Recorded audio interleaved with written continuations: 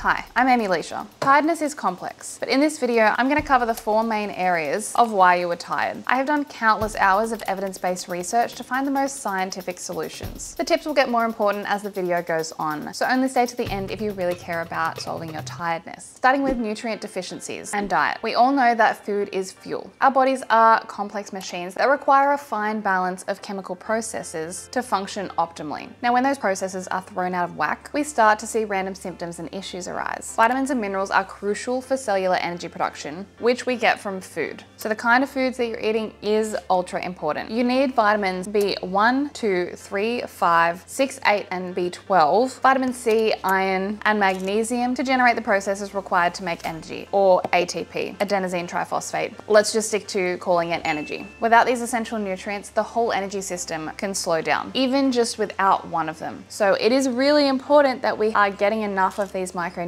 to generate energy. A review assessing chronic fatigue syndrome strategies also identified the following nutrient deficiencies to be associated with chronic fatigue. Those nutrients are B vitamins, which we've already said, vitamin C, magnesium, sodium, zinc, L-tryptophan, and L-carnitine. Also coenzyme Q10 and essential fatty acids. That just lumps in a bunch more nutrients that are required for energy production. In supplementation clinical trials, they did find that the subjects with nutritional deficiencies, supplementation actually did help, and they saw improvements in both mental and physical fatigue. If you do have nutritional deficiencies, what is the cause? As the cause will help determine the treatment. What are some of the main causes of these micronutrient deficiencies? Gut dysbiosis or leaky gut. It's pretty much an increased permeability of the gut lining in your stomach. This allows bacteria and toxins to escape through tiny gaps into your bloodstream, causing inflammation and wider issues throughout the body. There is plenty of research studies that I found that do link chronic fatigue and tiredness to gut issues. A few smaller studies have shown those with chronic fatigue have responded well to a leaky gut treatment. They were treated with anti-inflammatory and antioxidative substances. From personal experience, healing my gut played a huge impact on chronic fatigue. I was bedbound for 9 months. I focused on an anti-inflammatory diet and lifestyle changes where my energy started to shift in a positive direction. Low stomach acid can also cause nutrient deficiencies. And fatigue is a common symptom of low stomach acid. Stomach acid is required by your body to help break down the nutrients in food so you can absorb what you need and get rid of the toxins that you don't need. So if you don't have enough of it, you really won't be able to absorb the nutrients that are required and would completely make supplementation null and void. Now, one of the things that can cause low stomach acid is overuse or prolonged use of an antacid, a proton pump inhibitor. So when you go to the chemist and you feel like you've got reflux or indigestion and you take antacids and you're taking them regularly, that actually can reduce the overall levels of your stomach acid, which naturally will then affect your nutrient absorption. Next one, iron deficiencies. Fatigue is the most common symptom of an iron deficiency, which is quite widely known. Simply put, iron is required to make hemoglobin, which carries the oxygen around your blood and to your body, which is required to make the energy. So no iron, no energy. It is more commonly seen in women who have a monthly menstrual bleed. Outside of menstrual related issues, it can also be caused by a lack of iron-rich food in your diet or malabsorption, as we mentioned earlier. It is easily treatable with supplementation or iron-rich food in your diet. And the most common iron-rich food is notably red meat, with very high amounts of bioavailable iron, most easily absorbed by your body. Ultra-processed food. I feel like this one is a given. Ultra-processed food is linked to increased tiredness and insomnia. The research says it. Ultra-processed food is toxic and only going to harm you. Moving on to lack of bioavailable nutrients in your diet. With increased packaged, processed, and fast foods available in a time-poor Western society. Similar to processed foods causing fatigue, they usually don't contain a lot of nutrients, and sometimes companies will try and fortify these foods with nutrients that weren't originally in there, but they're not as likely to be absorbed and naturally used by your body. The other thing is we do see decreased nutrients in the soil of the crops that are being produced. We're seeing this because of the overproduction of crops and crop spraying. This is just making the nutrients in fresh produce decreased over time. We have to keep that in mind when we are consuming food. Are we actually getting the nutrients that our body needs? Moving on to reason number 2, the emotional and mental impact. Are you tired or are you just bored? Motivation or the enjoyment to perform a task can impact a person's perceived level of tiredness and ability to perform the task. Research explains it like this. In most cases, performing a cognitively demanding task for a long time increases the feeling of fatigue. As it increases, one will be less willing to stay engaged with the task. As a result, a lower level of motivation impairs performance. However, after doing a demanding task for a few hours, performance levels decreased, but returned to the initial level when participants were offered external rewards. motivation was a key player in someone's perceived fatigue. That's quite fascinating. I personally know that motivation and enjoyment to do a task can really affect my ability to function through the day. So it's definitely worth assessing the emotional contribution to your tiredness. Do you dislike your job? Are you unsatisfied in a certain area? Figure out how to improve motivation through goals, rewarding yourself at the end when you complete a task. Moving on to reason 3, exercise. Exercise is pretty much beneficial for everything in life. Evidence and research online that shows exercise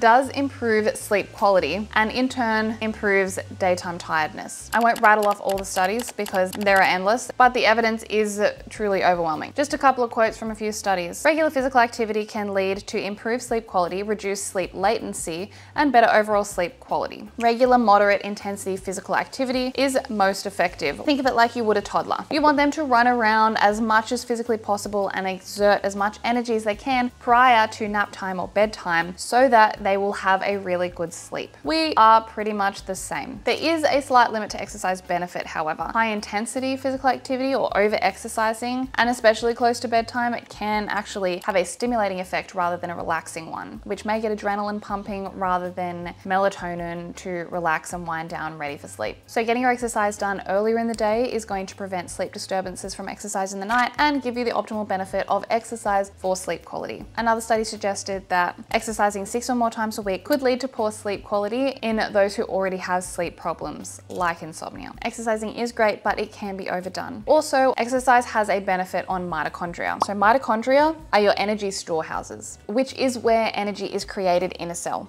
Through research, it has been well established for many years that exercise stimulates energy production in the mitochondria. Exercise benefits the actual production of energy. A study in the American Journal of Physiology found that regular exercise not only increases the number of mitochondria, but it does improve their function also. Even from the first muscle contraction, it can exert a medicinal effect to improve mitochondrial health and whole muscle function. So exercise can reboot and increase the function of our physical energy production systems in the body. So a relatively simple solution for reducing your tiredness is just exercise. Moving on to the next and last main area, and that is lack of sleep quality. Sleep quality has been endlessly linked with excessive daytime tiredness. Chronic sleep deprivation has been shown to increase the risk of a host of physical and mental illnesses, as well as play a dominant role in motor vehicle accidents. Sleep quality actually causes a huge problem in the economy. So how many hours of quality sleep do we need a night? Research says that adults should sleep 7 or more hours per night, and sleeping less than 7 hours is associated with an impaired immune system, increased pain, impaired performance, and a greater risk of accidents. 1/3 of the US population actually get less than 7 hours of sleep per night. So what can affect poor sleep quality and how do we fix it? One thing is a messed up circadian rhythm. Your internal body clock, it creates a restorative sleep-wake cycle that sustains us through life. The circadian rhythm works by releasing cortisol to wake you up in the morning, and then it releases melatonin in the night to help you wind down, relax, and get your body sleepy. This is done coinciding with sunlight and the shift between day and night. When the circadian rhythm is thrown out, this can cause serious sleep problems. By creating a consistent routine, this will help normalize that circadian rhythm. Some of the things I'm about to talk about will help normalize and fix that rhythm. One of them being stress. High levels of stress can impair sleep by prolonging how long it takes to fall asleep and creating fragmented sleep. Sleep loss triggers our body's stress response system, leading to an elevated stress hormone, being cortisol, which can further disrupt sleep. So stress causes difficulty falling asleep and staying asleep. If cortisol is being released at night, it makes sense as to why we wouldn't be able to sleep when it is quite stimulating and waking. And sleep deprivation itself causes higher cortisol levels the next evening. It is this unfortunate negative downward spiral. Next thing affecting your sleep quality, caffeine. Caffeine is a stimulant. Most people worldwide use this liquid gold as fuel to get through their days, basically relying on this to remedy their perpetual tiredness through the day and sleeplessness through the night. The only problem is it's just not that effective and may actually be causing more harm than good. Large sample and population-based studies indicate that regular daily dietary caffeine intake is associated with disrupted sleep and daytime sleepiness. Caffeine consumption can make you fall asleep later, sleep less hours overall, and make your sleep feel less satisfying. The thing that you're trying to fix your tiredness with could actually be making it a lot worse. Caffeine can also reduce the amount of deep sleep you get and slow wave sleep, which is a really crucial and critical stage of sleep that creates that refreshing feeling feeling the next day. Caffeine, rather than enhancing performance, is merely restoring performance degraded by sleeplessness. It's actually just bringing you back to where you should be without caffeine. When can you actually consume it? Basically, you want to have caffeine in a window where the effects will wear off well and truly before you plan on going to sleep, and so it's not going to affect sleep quality. What does that look like? Caffeine's half-life ranges anywhere from 1.5 hours to 9.5 hours, meaning it could take up to 9.5 hours for the effects of caffeine to wear off. So if you calculate 9.5 hours prior to going to bed, that is the last possible time you should be finishing drinking that caffeine. I myself am a caffeine lover. I love coffee. I'd be sad if I had to give it up. I will stop drinking caffeine before midday. And after midday, if I want another coffee, I will have decaf.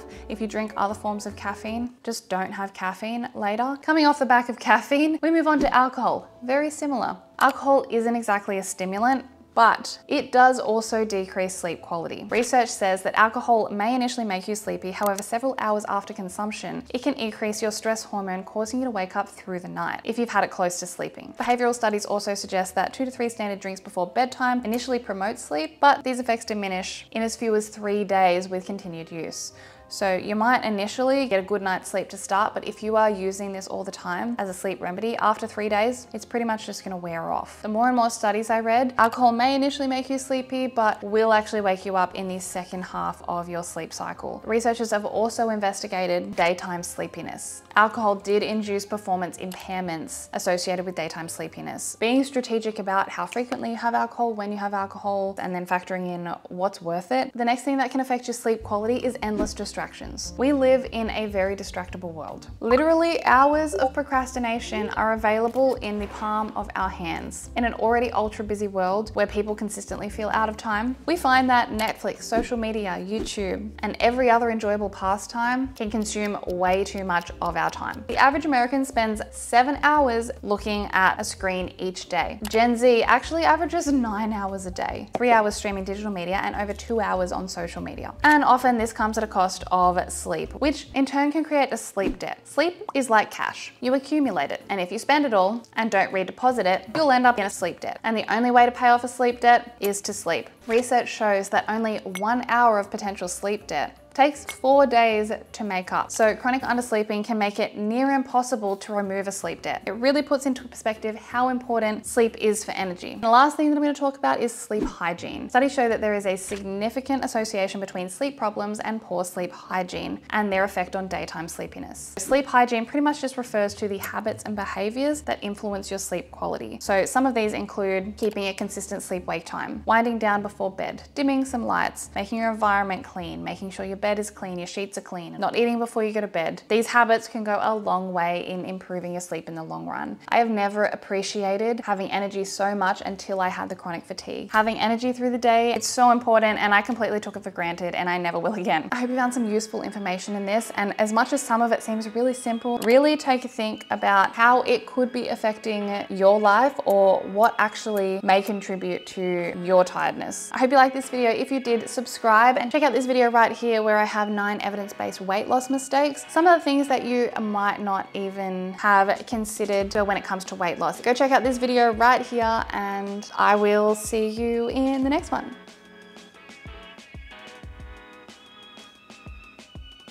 Okay, thanks for watching. Bye.